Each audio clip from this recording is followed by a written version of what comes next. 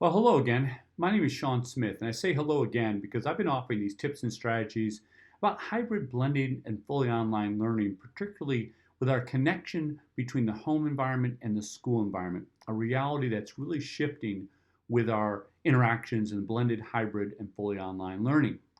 Now, notice the title here, Homeschool Communication, not school home, but homeschool. And if anything, it's homeschool, school home, it's communication at a level that I would argue in the past, recently, in the recent past, we have not done. Because oftentimes, face to face, we'll have communication that will be maybe information dissemination, where we share this information as experts, as educators. Maybe at the beginning of the school year, we have an open house. Here's what we do. Um, Parents rotate around the room, rotate around the school. We give limited time for the parents to interact with us, but rather it's let us share with you what we do. And then maybe quarterly or 3 times a year or 4 times a year, 5 times a year, we reconnect. But generally, we're not asking, well, what's happening in the home environment? And please communicate back to us on that respect. Now, some schools do that a little bit differently than others, but the reality of the hybrid, blended, fully online is this is going to be critical. So let's talk about a few things on this communication area, and we'll kind of build upon these in other short little segments that I'm trying to offer in terms of these tips and strategies. So to begin with, we need to prepare and think about why are we communicating? What's a purpose? Now, I would argue one of the reasons we need to communicate as educators to the parents, the adults, the grandparents, the aunt and uncles in the homes is we need to communicate our big ideas. We need to make sure that they understand what are we essentially trying to focus in on.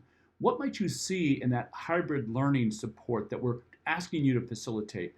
What might you be seeing in the fully online that's due for the week, or how we're conceptualizing things? So you might say this as the essential concepts, essential goals, critical goals, big ideas, but I would argue it's that overview for the week.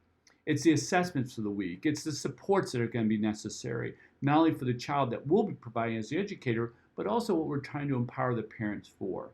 So in a way, what I see this is as a map for the week. And like with any map that we'll use via Google Maps or Apple Maps or the other apps that we use, generally there's several different choices we can make in trying to get to our destination. Now, some are the most direct, but others offer alternatives, and the alternatives might be the fact that we're off the highway, we're on the local streets, or maybe it takes a few more minutes, but there's other advantages to it. And this is critical in the hybrid, blended, and fully online. When we're looking to communicate with the adults in the room or the adults in the home, they need to realize, okay, this is where we're trying to go, but by the way, you may get there in a variety of different ways. Well, what do you mean, Sean? Well, I may say by Friday, I want us to get here. And by the way, pre-pandemic, a lot of fully online learning would be organized for the week. Yes, there might be some things due on Tuesday and some things due on Thursday, but generally, hey, here's Monday, and here's where we're trying to get to by Friday. Now, some parents and families may say, okay, Wednesday's a flexible day. We'll be chipping away at this throughout the week, but Wednesday's a heavy day for us. Why? Because Wednesday's my day off. Wednesday is when I can actually focus with you. Wednesday is when I can really support with you. Now, of course, we're going to be doing things Monday and Tuesday, and maybe those are some of our online, face-to-face, synchronous types of experiences. Maybe we're in a hybrid experience where Monday, Tuesday, we're face-to-face, and on Wednesday, Thursday, we're supposed to be online. So Wednesday's where the big day is. It's going to vary. It's our own map. Maybe it's Saturday, Sunday. Maybe it's in the evening. Maybe it's first thing in the morning. But this is where we can then, understanding what the big ideas are, understanding where we need to get to, allow us to kind of fluctuate with that map. The other thing we need to communicate besides a map is what are the necessary tips and strategies? What are the things that throughout the academic year or throughout the academic day or throughout the academic week or the academic month are being critical for us to use? It might be certain strategies that we as educators are going to employ. It might be strategies that our students can definitely take a benefit of, and therefore we want to, as parents, empower these strategies with our students, or excuse me, with our children. So knowledge of that, communicating that, walking through elements of that. Now, we also need to, in our communication outcomes, determine what is and what is not working. And so that's where we as educators can help the parents, and of course the parents or the adults at the home can help us understand, maybe there's distractions going on. Maybe there's certain barriers. Maybe, what's working well at school, what's working not well at school. Or if we're fully online, this is what we did face to face that worked well. How do we facilitate it at home? We need to also collect data both in the fully online environment, so therefore in terms of any content management system or learning management system, but also what type of data could be collected in the home environment with distractions, attention, what's getting in the way, maybe some other personal details. Now I'm talking about personal data, but rather, this just wasn't a good day for them, or grandma is doing ill, or someone tested positive for COVID, so we're dealing with social isolation or whatever it may be. Overall, remember, the family members at home for the hybrid, blended, and fully online, they're going to be our eyes and ears. A lot of what we do face to face, when we want to prompt, when we want additional support, when we want to intervene, generally it's due to what we see. And then, of course, when we intervene, it's generally what we see in terms of response. So we need to look at beyond what we're getting in digital content in terms of data collection and what we're seeing maybe via video conferencing, what we are getting also from the adults in the home, and also what the students are telling us. So with that in mind, how often? How do we? Well, it could be weekly. Actually, I would argue it should be weekly. And that might be, from a class perspective, I give weekly opportunities, but for certain students and for certain parents, it might be the fact that I'm definitely going to structure things weekly because I know you need additional support. Now, is it going to be over the phone? Is it going to be video conference? Is it going to be both? Is it going to be announcements? Is it going to be webmail? And what I mean by that is email, let's say, within Google Classroom that's housed there. Is it going to be email? Is it going to be notes home? How am I going to communicate, and how periodically? And again, there's variability in the students I serve and the families I serve. So some families, a Wednesday word is going to be fine. Other families, no. I need direction. I need connection. Other families that might be a little bit more hands-on because you're trying to empower them, and it may change in September to October to November, etc. Now, how do we prepare for it? And I'd argue this is where we can do a lot of things to prepare for really efficient weekly interaction. First of all, it could be that we set up some structure for a week in the review. We could do some things where we reinforce the big ideas, the essential elements, what the child did well, where there's some potential challenges for the entire group.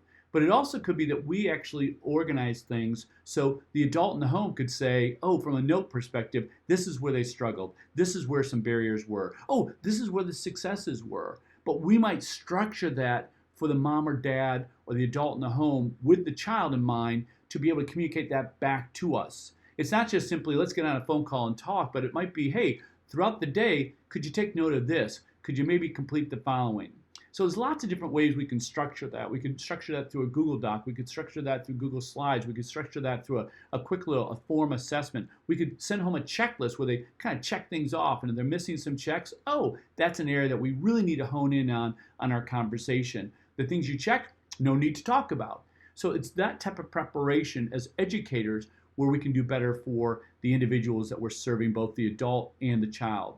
So document. We could create some digital logs where, hey, we're offering some information about what took place online, you offering some information. We could do this through pictures. Hey, there's a lot of distractions going on in the home. Could you take some pictures where they're working? Could you take some pictures when it's happening? Could you offer some audio of the child? Maybe this is what's happening when you're trying to interact with them. This is where they're giving you feedback, maybe potentially negative feedback about what they don't want to do. Maybe being in the room, so to speak, by hearing, maybe by video, seeing, might give some illustrations of, okay, this is the problem. Well, great, I'm the expert, I have a solution. Or at least I can work with you to be able to come up with that solution, mom or dad or grandma or grandpa. So again, helping them document it would be part of our structure. And again, I would say the same types of things on a regular basis that would be documented.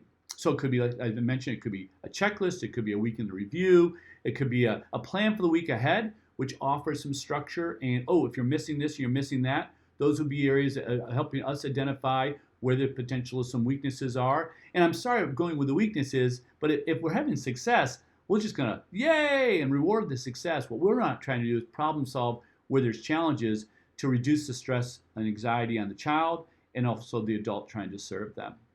Now, meanwhile, we want to build empowerment.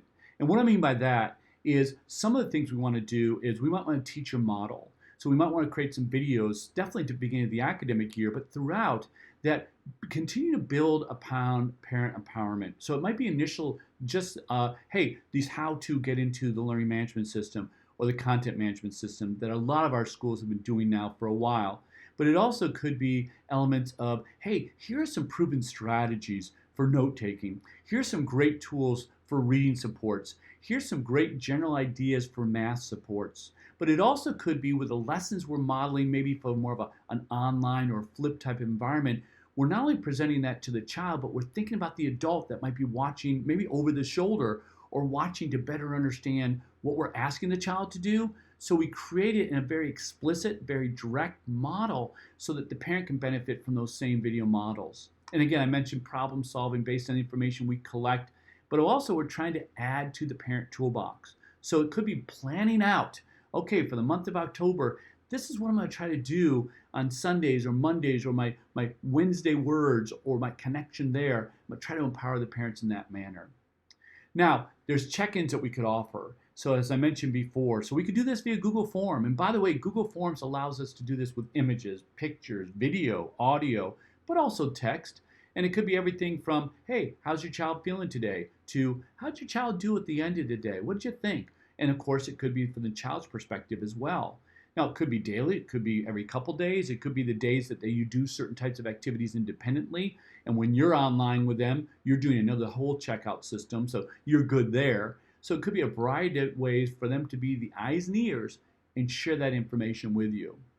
In addition, these Google Forms can be used for lots of different purposes. And so quizzes, check-ins, and by the way, quizzes, that formative feedback is going to really be helpful for not only parent and the adult giving us information, but we're getting that information that we can communicate back to the adult and the parent in the home environment to further facilitate that problem solving. Hey, this is what we're seeing positive. This is an area of concern that we're trying to create some additional resources for. This is what we're hoping for. FYI, if you want to potentially do a little review or you want to reinforce or whatever it may be, we get that through that formative feedback.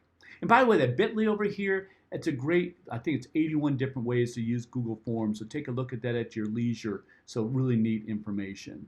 So there's also, of course, a number of apps that allow us to facilitate this. So there's the Remind app. And by the way, this allows me to share messages without via text, but I don't even need to know your private text information. We can just set it up and it comes into a text, but it's through an app. But there's also Class Tag and other things like that that allow me to kind of regularly connect with you and you can connect back with me. And it's that format for communication, that medium of communication.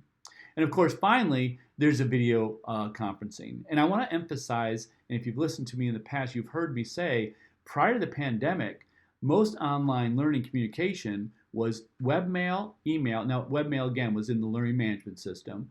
Email, but also phone calls. It wasn't, let's get on the video and interact. Now, that's a tool that's available to us and we're getting more comfortable with, but don't be thinking that's necessary. But if you do these virtual office hours, make sure that, one, folks are being able to use the screens, interact appropriately, but you also record it because if it's purposeful and someone can't be there Wednesday evening at 6 o'clock, it's there, it's in the archive for folks to be able to interact with. Now, it's a come and go type of thing, but it also could be purposeful. It could be, hey, we're going to review the following type of reading assignment, and I'm going to record this so folks that can't see it just to make sure everyone's on the same page. Or it may be the fact that, hey, this is an open area, and these are questions you're going to ask. I'm going to try to answer. And maybe I create a frequently asked questions list with answers for folks that weren't able to be there. I may even do small group virtual office hours where maybe I'm empowering parents to get together to say, hey, we're trying to problem solve this, and maybe mentoring where some parents are saying, hey, I think I've connected the dots here. I'd be happy to mentor a peer of mine and facilitate and support them. So virtual office hours can be used in lots of different ways.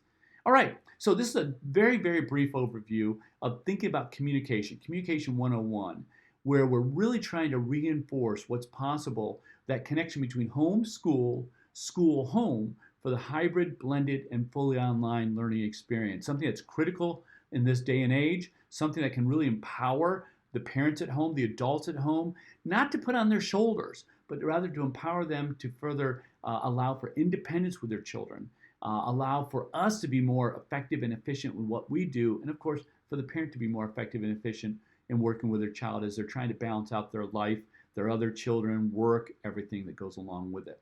Hope this was helpful, and again, hope you visit back for some other tips and ideas for online learning, hybrid learning, virtual learning for all students K-12.